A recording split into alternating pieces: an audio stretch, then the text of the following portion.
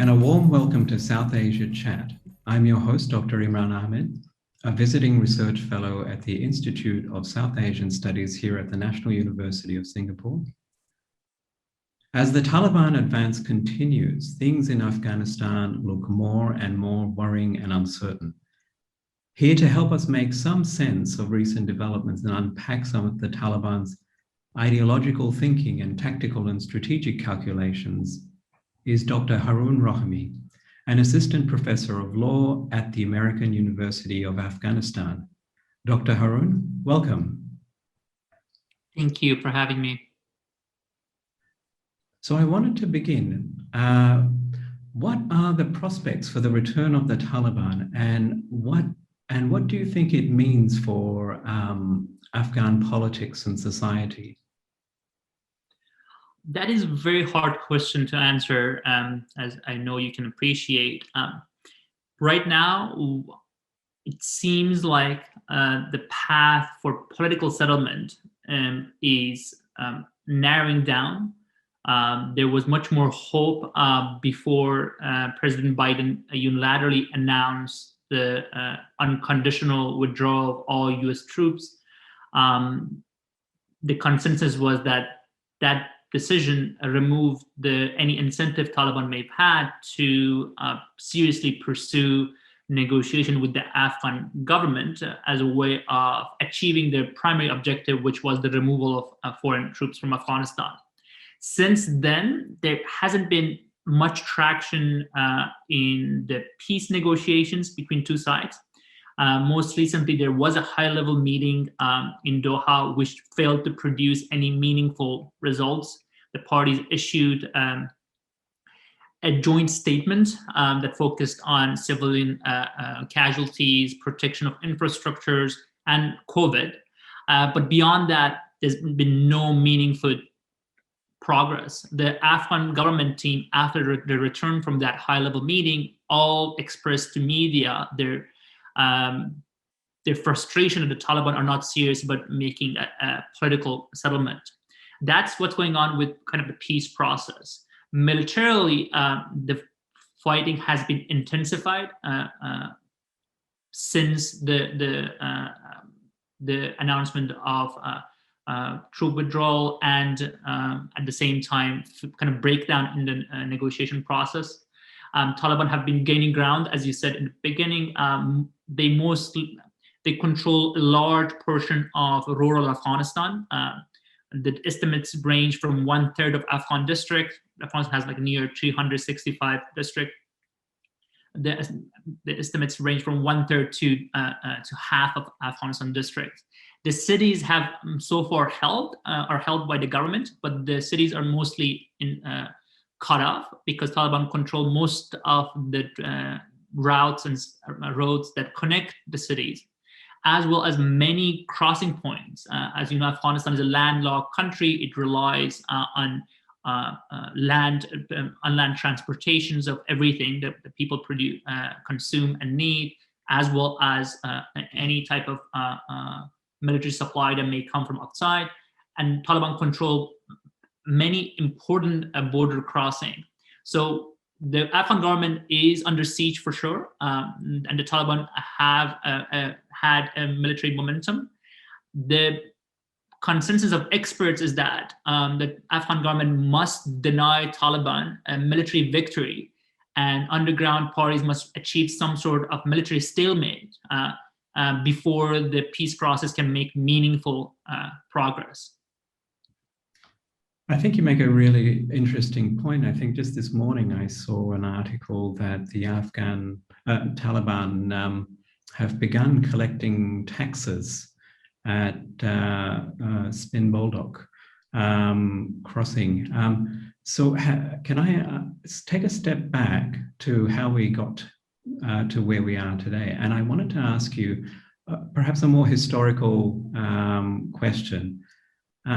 What were some of the most fundamental or enduring challenges facing the democratization process in Afghanistan? And what role do you think the 2004 constitution played in exacerbating or mitigating these obstacles? That's a very good kind of, I think, frame of thinking about where we are, at least with regard to the dichotomy that often articulated between democratic camp and the Taliban camp, whose ideology is often framed as traditional Islamist, or by some as fundamentalist. Afghanistan has been on this path of democratization for a long time. The initial impetus go back to the beginning of 20th century, with Amanullah Khan and a group of Afghan intellectuals around him, like Tharzi, who were writing about ideas of democracy, self-representation, and such. Obviously, in a very limited manner, but the ideas go back to that time. There was a historical process where the traditional power holders in Afghanistan, which tended to be landowner, Pashtun tribal elites, who had an alliance with the conservative forces in the society, including the religious scholars, ulama class. That class resisted very much all the attempts by the central government to modernize the country, which often meant creating a nation state in modern form, which included, for example, representation, having a parliament, making law through parliament, and often having limited form of elections as well. That struggle kind of culminated in the 1964 Constitution of Afghanistan, which is by many called that decade that was ushered in by that constitution. By many is called the decade of democracy in Afghanistan. Afghanistan came to have a constitutional monarchy, a parliament which was very active and strong. And in that context, the idea was that the intellectual forces of modernizers had won over, because the constitution clearly stated, for example, that a state law would prevail over the provisions of fiqh as long as it did not contradict the basic principles of Islam. And the gap and the fiqh, the Hanafi fiqh, which is the fiqh that is most relevant in the context of Afghanistan, is a school of thought that is a religious jurisprudential thought that is most relevant in the context of Afghanistan, would be the gap filler. But after that decade that was ended in 1974-5 with a coup, Afghanistan kind of got off to a different path. There was left-leaning revolutions that kind of broke down that negotiated settlement between a historical negotiated settlement between the ulama class and the intellectuals. And in that kind of context, kind of Islamist politics grew, first in universities and then in the parties that were fighting the communist regime, and later on the Soviet invasion of Afghanistan. And the impetus for Islamist politics, which was for the most part compatible with the idea of elections and elected government, but also insisted on transforming the society into a vision of Islamic society, which often involved the state taking a much more active role on enforcing the Islamic values, Islamic laws, was born.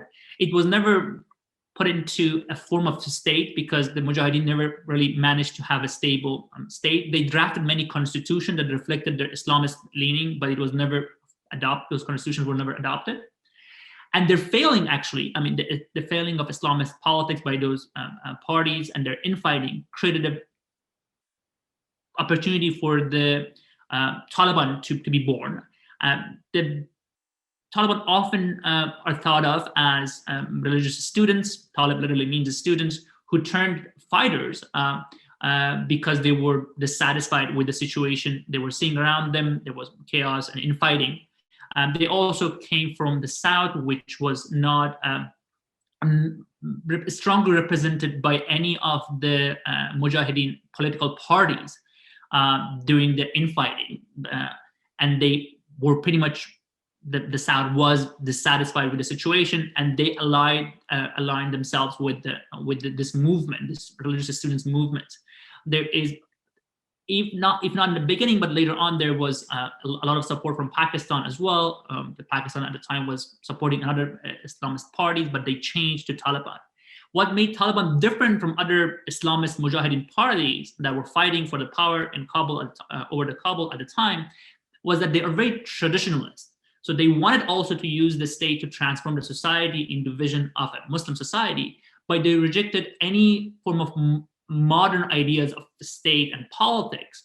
For example, they outright rejected elections. They opted for a narrow understanding of Islam, which they understood within the context of classical Islamic Hanafi orthodoxy. So to them, Islam meant, and whatever the classical Hanafi text would say is Islamic, and therefore they rejected many modern ideas that were commonly accepted by many Muslim parties and Muslim countries, issues like elections and such. So you have this interesting kind of unique feature to Taliban. They are modern in a sense that they want to instrumentalize the state, the modern state, to transform the society.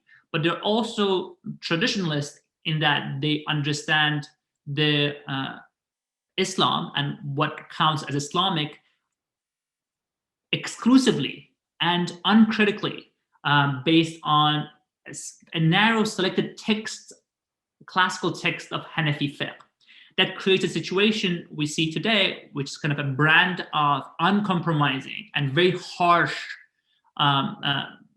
forms of Islamist politics, which seeks to pretty much remove the distinction between fiqh, which is kind of the norms about how a Muslim should live their lives, and a state law, which is what rules can state enforce through violence.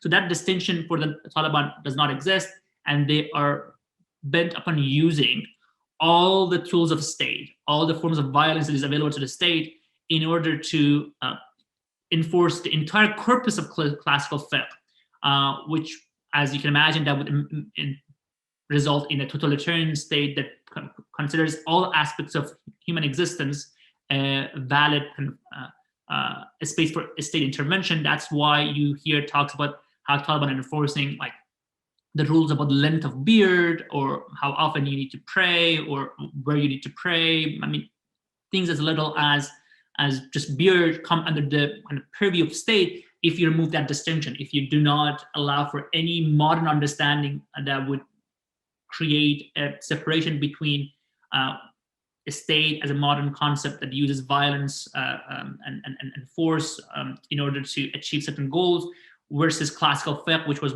mostly meant to be general guidelines about how Muslims should live their lives.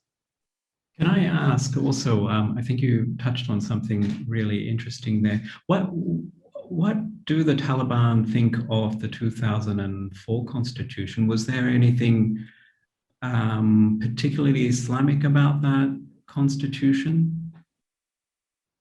The 2004 constitution kind of went back to the 1964 situation. I mean, even after after the US invaded Afghanistan and toppled the government of Taliban, the government that tried to explain like how it operated, there was a conference held in Germany, and they agreed that the 1964 constitution, which was the last constitution with the broad legitimacy in Afghanistan, that Taliban actually respected, at least in the rhetoric, respect currently in the rhetoric.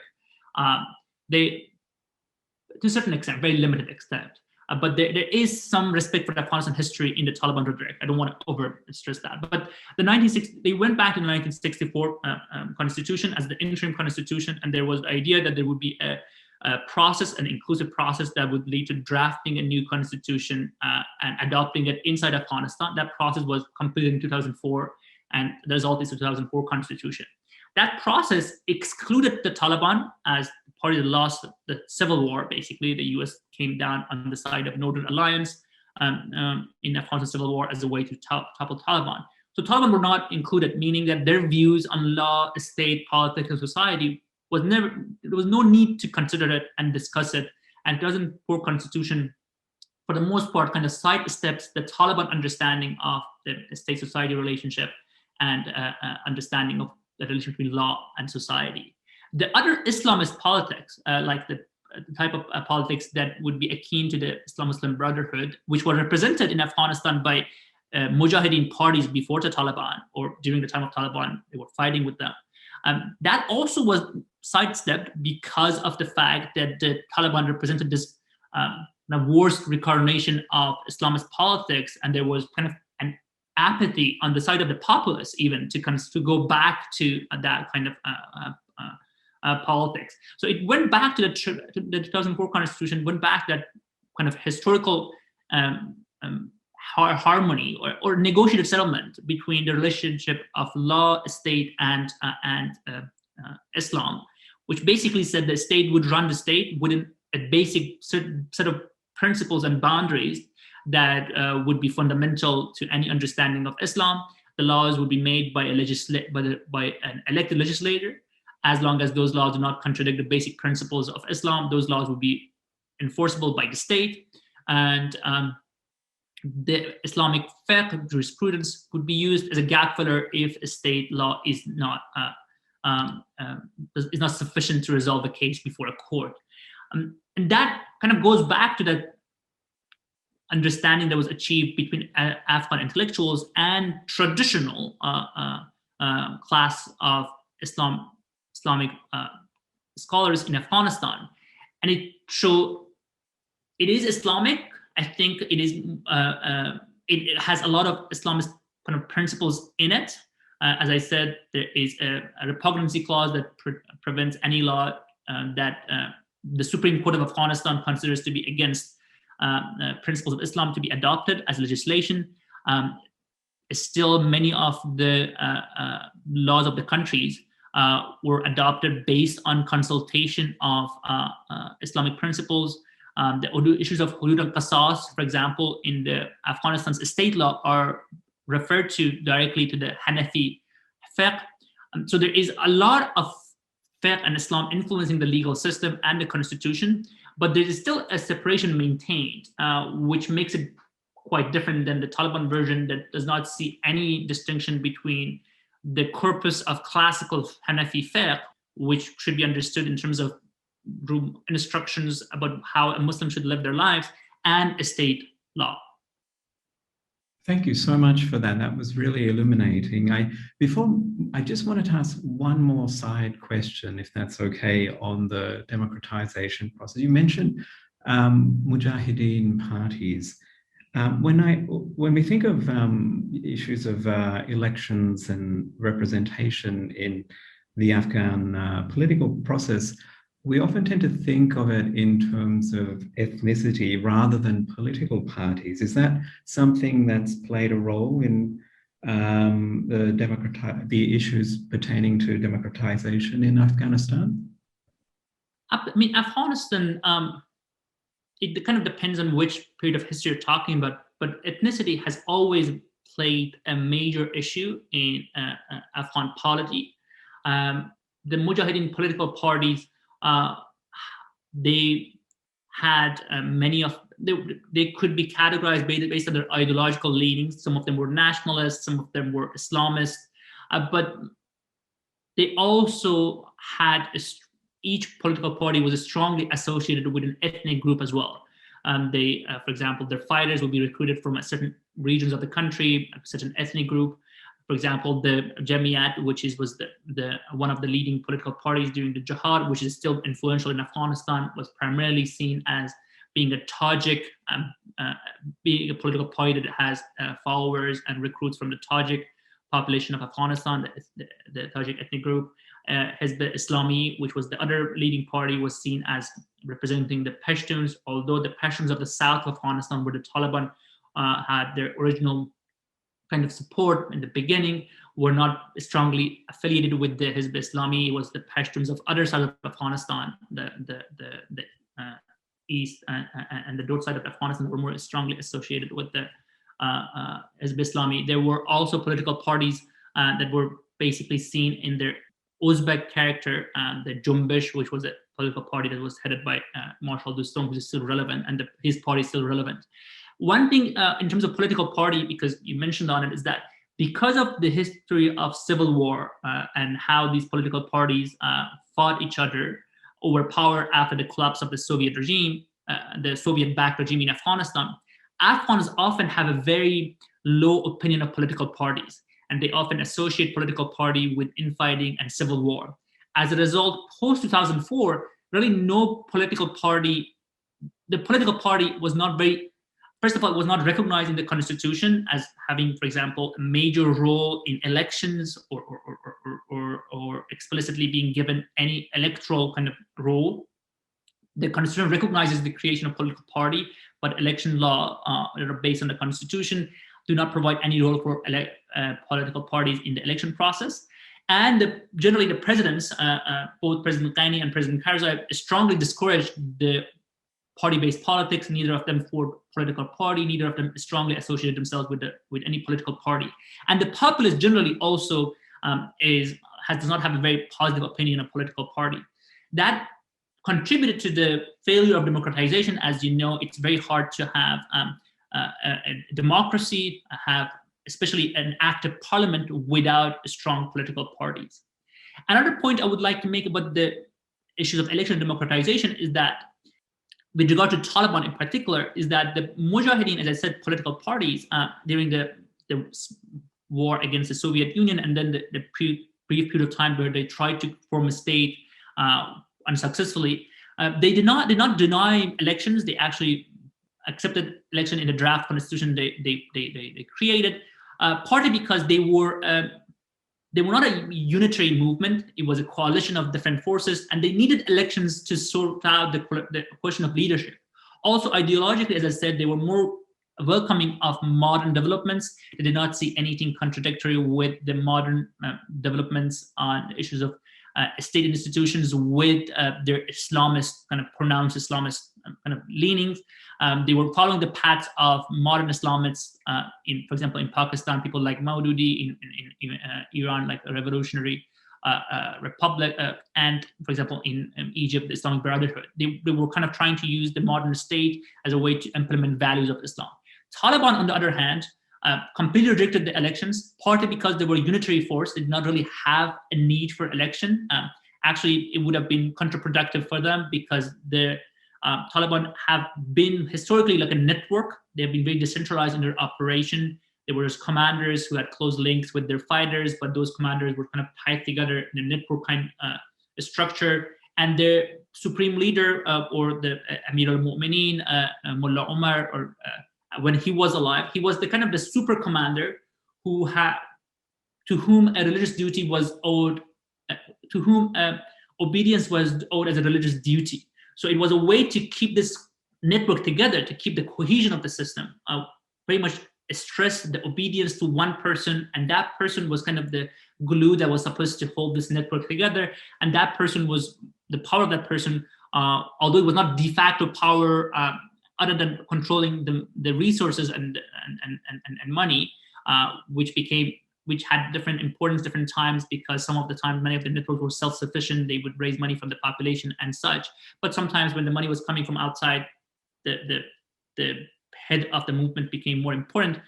Other than that, did not have a lot of de facto power. Mullah Omar was never a major commander. He did not really have a lot of de facto power. His power was de jure, and it was not based on laws. It came from this idea of obedience to the emir, to the leader. So they kind of had a very strong sense of kind of political norm of obedience to the emir as a way of keeping the cohesion of the movement.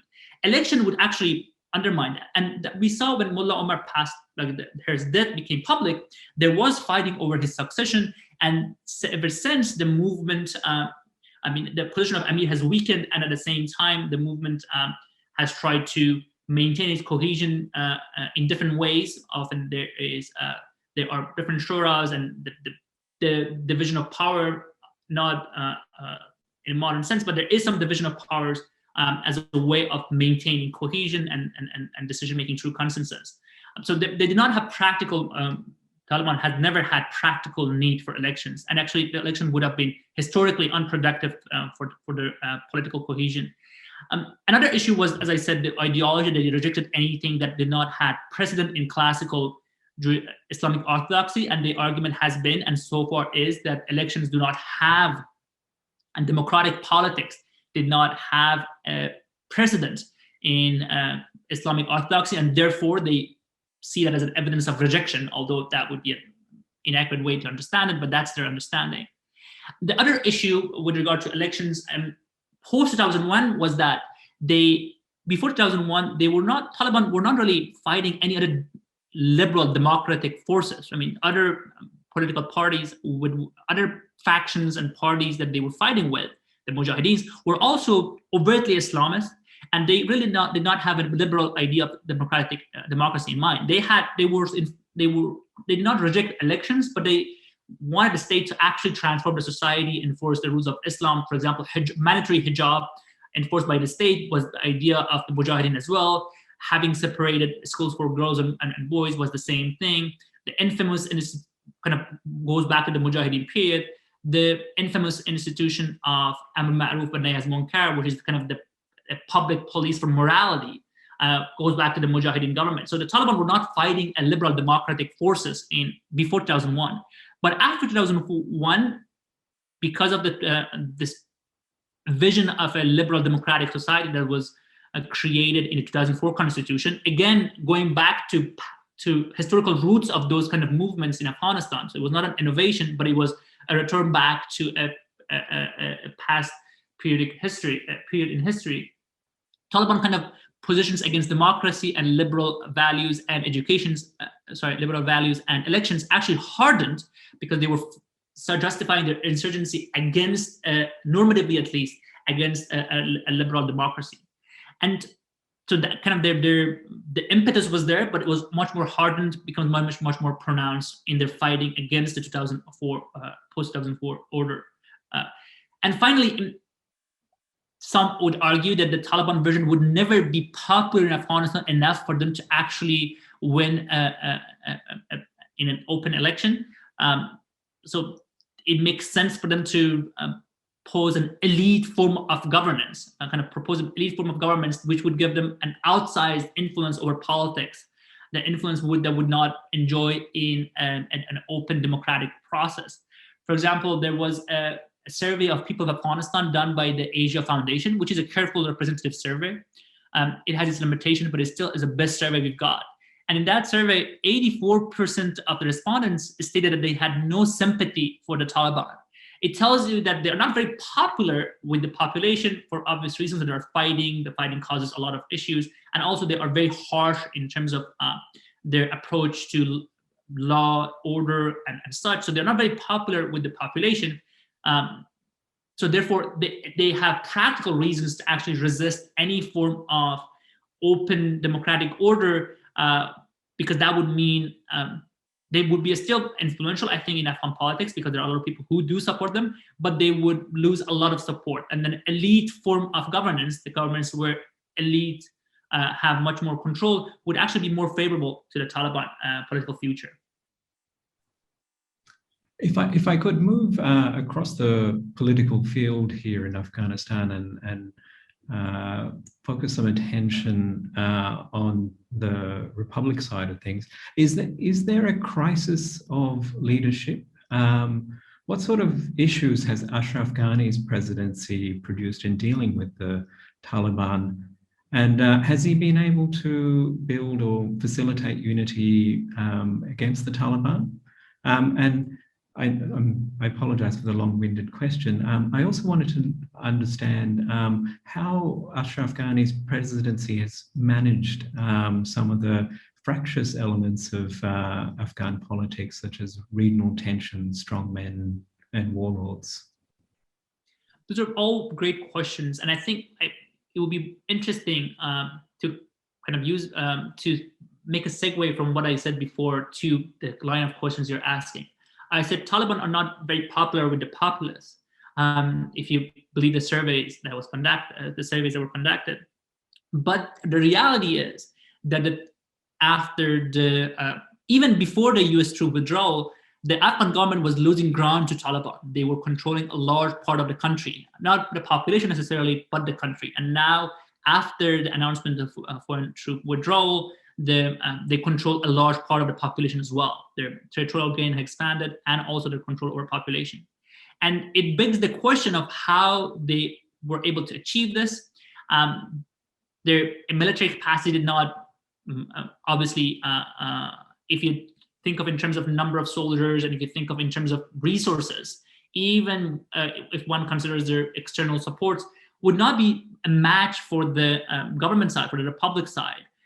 So kind of it creates this puzzle of what happened, what explains this surge in Taliban power and the lose of ground and control by the government. And many have pointed out to the political failures of the post-2001 order to explain this. And I happen to agree with that. There is, first of all, corruption, rampant corruption in both administrations that followed the 2001 order. President Karzai and President Ghani's regime have been rife with corruption of many forms, to the core of the system, which created a lot of dissatisfaction on the side of population. So maybe people would not support Taliban, but they are also very critical of the government, and because of the rampant corruption.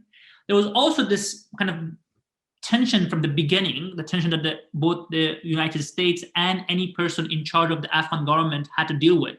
It was a tension between the need for state building and maintaining order, control over the population and the country.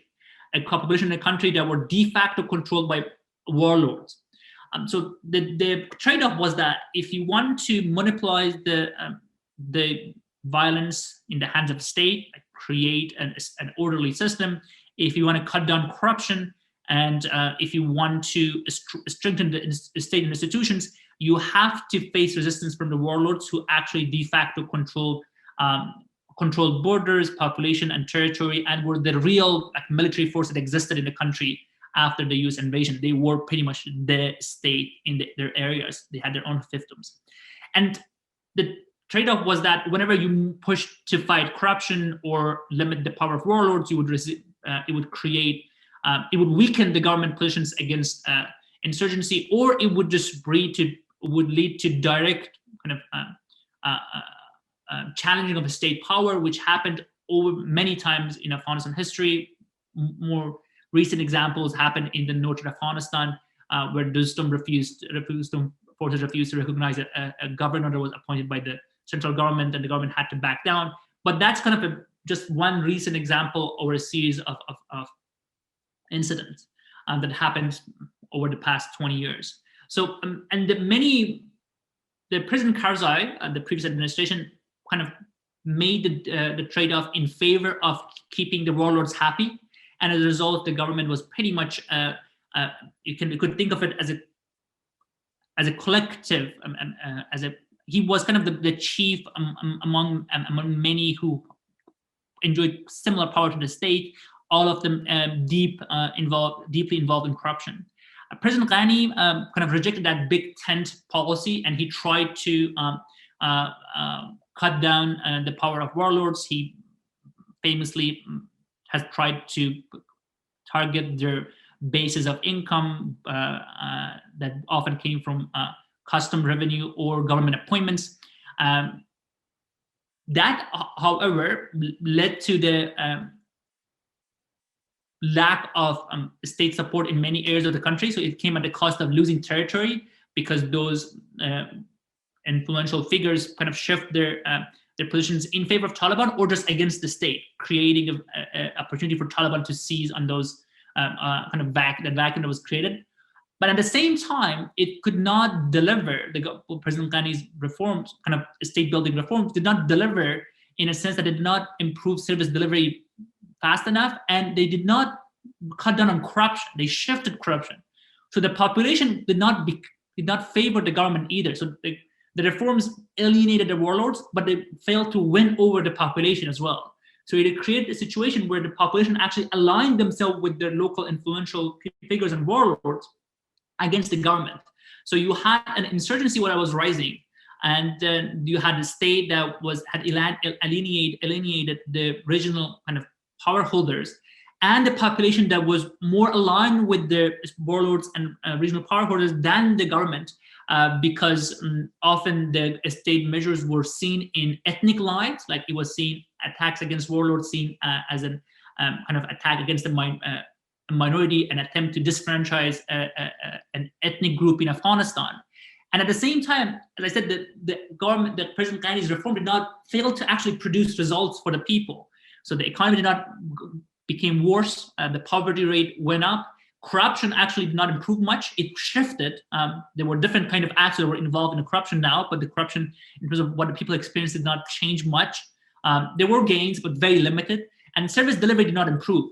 So in that environment, an insurgency could easily take over territory. And it was going on way before the US troops withdrawal. When the US troops withdrew, then the Taliban already controlled they were well positioned to actually expand their territorial gain, but they already controlled a large portion of the countryside, partly because of the factors I tried to explain. I wanted to, you made an interesting point earlier about, you spoke about the leadership struggle after the death of Mullah Omar. I wanted to ask, how do we understand the Taliban's current leadership structure? Is the Taliban as united as Western commentaries often seem to suggest? And how has that leadership evolved since Mullah Omar's death? Is there factions within the Taliban willing to come to a political or constitutional solution to the present conflict?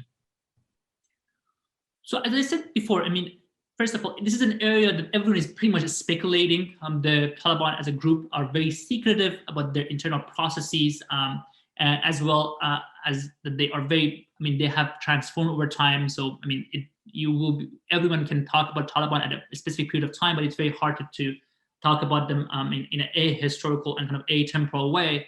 But generally, one sort of themes that are common and we should pay attention to when we think of the way Taliban actually operate is that, as I said, they have a strong emphasis on obedience to the leader. And I believe that is because they are trying to counter the de facto reality of their decentralized and non-hierarchical kind of way of operation, which gave them the advantage in their fight with the government. They have cells and groups and networks that are operating semi-independently. And what kind of glues everything together is this very strong emphasis on obedience to the ruler, obedience to the emir, to the person who is seen as the Ulul Amr, the commander-in-chief, and the lead of the movement. When the Mullah Omar was alive, that was much more, that kind of argument had much more force because of the character of the Mullah Omar as the founding figure of the movement. After his death, it became much more complicated. But even before Mullah Omar passed, the group had taken measures to consolidate its control over its fighters. For example, for a very long time, the group was organized through mahaz, which meant that it was just a commander that acted as nods in the Taliban kind of movement, and there could be multiple commanders in the same region or in the same district. So you could have 10 Taliban fighters in one district, and they would be connected to different mahaz, to different kind of military commanders, and they would be operating in the same district, increasing the chance that they would be fighting each other and there would be infighting and such. They transformed that to a system that happened in 2008-9 at the first version attempt of it. They transformed that in a system that kind of mirrored the Afghanistan's administrative distribution, where there is a district governor, a Taliban district governor, and there is a provincial governor, and the fighters would be fighting over that umbrella militarily. The kind of a district commander, provincial commander. There is an administrative side to it. There are a number of commissions that are supposed to do administrative and like non-military work, like there are commissions on culture, revenue, and such. But the distribution was that, okay, in district, there will be a central command and a central commander, and it would have a civil counterpart, and would go to the province, and they kind of try to dismantle that mahaz system of commander-based, where there was a lot of chance for infighting because the same fighters of different commanders could be co-active in the same region. They try to do that, and they try to also expand control over their fighters by controlling the appointments of those commanders through the a number of shuras and councils that were established in Pakistan, the Kuwait Shura.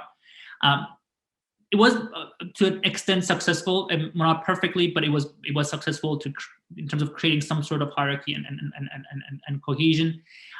There are still a fragmentation inside the movement.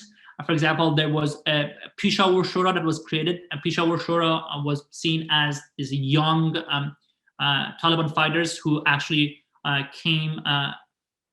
became to prominence after the 2001. So you can think of old-timer Taliban who made up the Kuwait Shura, and the newcomers who made up the Peshawar Shura, and the power often the power shift happened to the Peshawar Shura. And the Peshawar Shura had much closer links with the ISI and the Pakistan movement. So that kind of old-timers, new-timers, and the dynamic exists there. So that's one kind of grouping. There are also local Talibans who are don't have strong links to the shuras. They the leadership. They are local. They don't operate beyond the area the way they exist, and they often are not very professional. They don't the area they live. They're not very professional. They're not very active and strong, and they have much more respect for local norms and customs. They have much more emphasis on status quo in their areas. Just because they live there, they know people know them. So it kind of acts as a kind of constraint on what they can do. But there are these kind of also mobile forces who are much more professional, and they can be mobilized to do something much harsher, and they have stronger links with external forces and terrorist groups. In terms of political leanings, whether they are pro-peace process or pro-conciliation and anti-conciliation, absolutely. It seems like the fighters and commanders have been historically in favor of military option. And there has been a political class, if you will, that has favored a more kind of traditional statesmanship approach to the movement. There has been no serious public fragmentation recently. There were many over the time, especially after the Mullah Omar death became public. There were some fractions, but overall it seemed like the group reconciled. And recently there hasn't been major fractions. If there are internal descendants inside the movement, they haven't been they have not become public, and they haven't become very consequential with regard to the future of the movement. I expect that when the military victory, kind of the belief in military victory is kind of lost, and the Taliban are denied a military victory, the political class may be empowered by the commanders to actually make compromises and work towards a form of reconciliation. That would be like the ideal scenario. And in that case, then the hard choices must be made, and therefore I think those fractions that already exist may actually widen, and we may see a fractionization inside the movement. But so far, given the Taliban kind of military momentum has been slowed down, some have argued that it has been reversed, but it's still it is happening. They are military and not in a very weak position. And given that they have been receiving political legitimacy, they just recently, yesterday, they were received very warmly by the Chinese foreign minister, and they have all done the kind of the regional tour. So they have good political perspective. It seems like the interest of the political class and the military class are aligned, and they both believe, I think, that they have a good chance of coming up as the sole winner or the dominant force without the need to make much compromise. So in this kind of environment, it seems like there's not a lot of, even if there are differences, there's a lot that keep them together, and there would not be a public fractions, at least for a while. But if that changes, I think there are kind of fault lines already existing prior to the peace process, even between the political kind of class, military class, old-timers, new-timers, ideologically driven Talibans, and more local Talibans who are basically mobilized based on local grievances and popular imagination of Islam, like the things that an ordinary illiterate person would understand of Islam. There are like fault lines, and if the Taliban have to make compromises and agree to transform from a movement into a partner in governance, and then we would see fractionalization. And another alternative another possibility would be that the Taliban would win an outright military victory, which I think is just not possible. But if that for any reason happens, we may experience a kind of a 1990 kind of a style of Taliban rule where they pretty much ruled by brute force, and they just implemented their ideological vision of which I described was the totalitarian regime that tries to control every aspect of a human life based on classical texts of Islamic Hanafi orthodoxy. Thank you so much for that. One thing that struck me about your points that you just mentioned, the decentralized nature of the movement, I think, raises some interesting questions. One thing I was curious to know was what happens to the districts that come under Taliban control? I imagine that the decentralized nature of the movement means that governance within each of those districts would vary quite significantly. And the other thing I sort of wanted to understand was, does the Taliban rely on existing state institutions, or are they seeking to rebuild from the ground up in these areas that they've overtaken? I think that's a very accurate observation, and that's how you can make sense of different reports coming out from areas where they control. There are areas that they have committed serious crimes. They imposed basically very harsh rules. They prosecuted minorities. They blew up government buildings. There were reports of serious mistreatment of women and minorities. But there are also areas where the reports kind of emphasize much more harmonious relationship with the local population and much less violence. And it kind of has to do with the fact that the Taliban they're not one thing. They are kind of working as a network. So they are extremely localized in certain places. The actual takeover of territories, often territories where they do not have strong local support, happens by mobilizing forces from other places. So there is some kind of semi-professional forces that come in and take the lead, and then the local Taliban help them overrun, for example, a major town, which is kind of puts up a resistance. There are many areas where there's not as much resistance just because of the fact that Taliban have for so long circulated the district center, and it's just the district center that was remaining anyway. And the government forces often are not well supplied and not well trained. The government forces that actually kind of safeguard that district, and there's not a lot of fighting happening. But in areas where there's actual fighting, there are that kind of semi-professional forces that are often ideologically driven. They have good support, and they are often advised by foreigners. And then they take over the district, but they leave the issue of governance and control then to local Taliban most often. And because the elite forces of Taliban will be needed to fight another point. They're not as mobile, but because there's no they don't have access to air force, but still they have to be moved as they're kind of challenging the government on many fronts.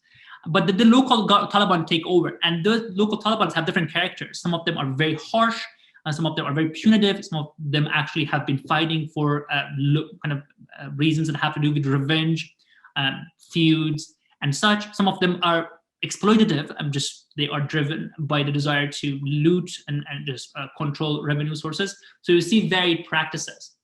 In terms of co-optation of existing government institutions, we haven't, there are places where the Taliban have, as I said, this varies, but there are places where they have tried to not disrupt the flow of commerce and such, they opt to tax them. So they understand that if you cause disruption, the whole networks may collapse, like the revenue networks may collapse, and they would not get anything.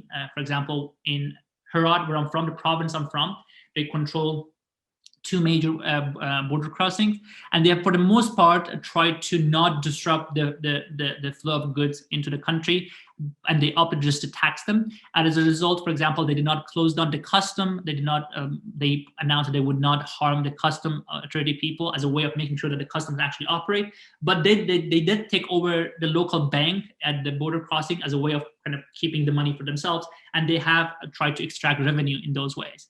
But there are other points, like when Spin Boldak, which is the border with Pakistan, which was ran over with much more force and violence, and there are reports of destruction of public property and destruction of government institutions, and a purge basically of anyone who's sympathetic to the government. There were reports of coming out of hundreds of people being sort of kind of gathered in Spin Boldak area. They were removed, and many of them were executed. So you kind of see a divergent kind of view. And I think it is explained by the fact that the Taliban are not just one movement. They are just a network of different people who are often fighting for different reasons, who are held together by the kind of the narrative of Islamist move, the narrative of Imarat and establishment of Sharia, and this idea of owing a religious duty to the ruler, as well as obviously the other forms of control that exist. Sending the ideologically driven fighters to discipline, for example, a local commander who's not compliant, or controlling resources. And that kind of resources point is very important as well, because there are certain areas of the country where local Taliban are self-sufficient. They raise taxes, and most of the taxes actually, opium plays a major part, like drug trade, but also they tax everything like the government would do, and flow of legitimate goods. Smuggling of goods is a big part of it also, but they tax everything they could tax. And some of those make the local forces kind of self-sufficient and give them much more autonomy from the central command of Taliban. But there are other areas where the local Talibans are much more dependent on external resources that the central command of Taliban controls. And there's also the issue of how to channel the revenue up to the central command. They have tried to set up commissions and tried to find out with ways to actually do that. And they've been quite successful. They've had sizable revenues even before the recent gains, and they've been able to manage them. I remember reading about the frustrations and stalemates of the diplomatic negotiations between Kabul and the Taliban. And what we're seeing right now is pressure from China, the US, parties of regional powers all around, pushing for the government, pushing for Kabul to speak with the Taliban about a peace, about a political solution. But if the Taliban have revealed so little about the emirate, about their political ideas, about their constitutional thinking, what might be possible points of negotiation with the government in a post-US withdrawal Afghanistan?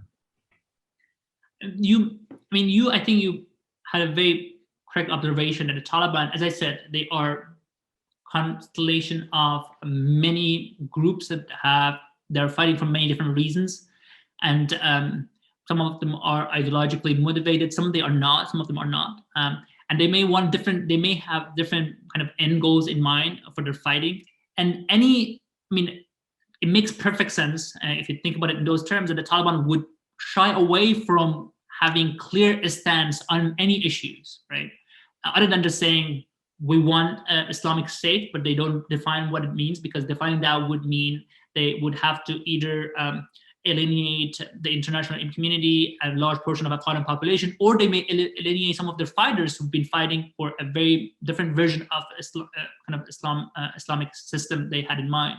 So it just makes sense for them to remain as vague as possible, so everyone can see what they want to see in the movement, as a way of keeping maximum support for the movement. Also, with the issues of, if you kind of step out of this Islamic system and think about the actual political system and the political kind of distribution of power, again, Taliban would like to remain as vague as possible and just go with specific demands. That's what they've done. They don't talk about the end kind of game, or what is going to be the end system. They talk about a specific demand. They say, okay, we want release of our fighters. We want, for example, removal of foreign forces. We want President Ghani to be removed.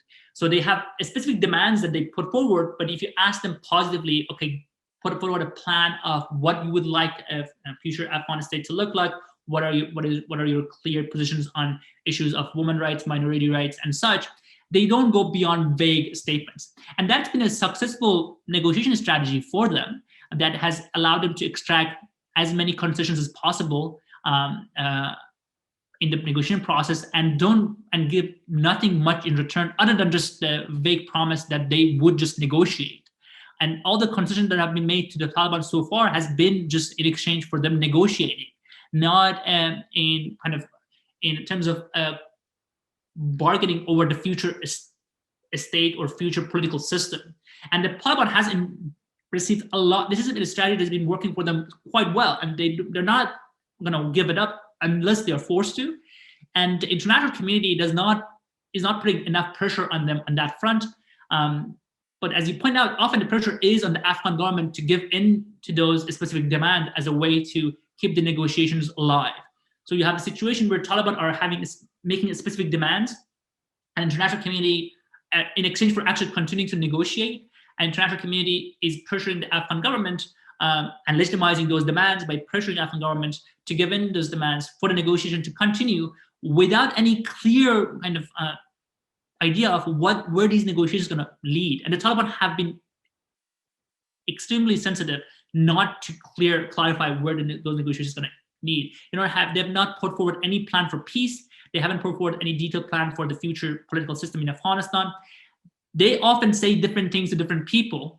So if you listen to their kind of office in Doha that talks to the international community, they make promises, they make very broad statements. But when you contrast that with the reports coming out of areas they control, or sometimes the statements their commanders, who are not authorized to speak on the behalf of the group, but they often do when they're contacted by the media, you get a very different kind of vision. So it tells you that some of those statements made by the commanders are actually addressed. They may reflect the views of the commanders, which may not be aligned with the Doha office, but also it may reflect. They may just be talking to their fighters who are fighting for a different kind of vision of the future than the vision that the Doha Taliban are selling to the international community.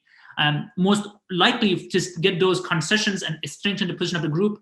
And I think that the ideal scenario for Taliban would be to become the sole power holder in a system. So they are kind of pretty much engaging in a war of attrition with the government forces, like military forces, but they're also engaging in a political war of attrition with the government. They're trying to extract as much as they can from the Afghan government without giving much in return, except this vague idea of negotiation, which keeps their Doha office open and allows them to travel to the region and internationally and just be received and perceived as a possible legitimate state, and put maximum political pressure on in the hopes that the political system in Kabul would collapse, and that would create a situation where the Taliban would be able to become the sole power winner. Because I think they understand, and I think anyone with military expertise would agree, that the Taliban do not have a way to absolute military victory as long as the Afghan forces, as long as the kind of the political system in Kabul does not collapse. So there is a legitimate government that controls the military forces of Afghanistan army, and the army receives funding, which the United States and others seem to be willing to provide, and the Air Force remains functional. I think there is no military path. But Taliban believe that the war of military attrition, which weakens the army and keeps it engaged and just kind of exact a very high cost from the forces, as well as a kind of war of political attrition, which is putting maximum pressure on the political system, may lead to a situation where the politics may collapse, the state may collapse, people may shift kind of alliances, infighting in the Kabul may get worse and worse, and it will lead to a situation where the political leadership of the Afghan forces may actually fail, and as a result, it would lead to basically a disintegration of the Afghan army, which would just clear a path for a Taliban takeover. Dr. Haroun, you've given us much to think about. Thank you so much for joining us today. Thank you very much for having me. You're listening to South Asia Chat. If you wish to learn more about our work, please visit us at isas.nus.edu.sg.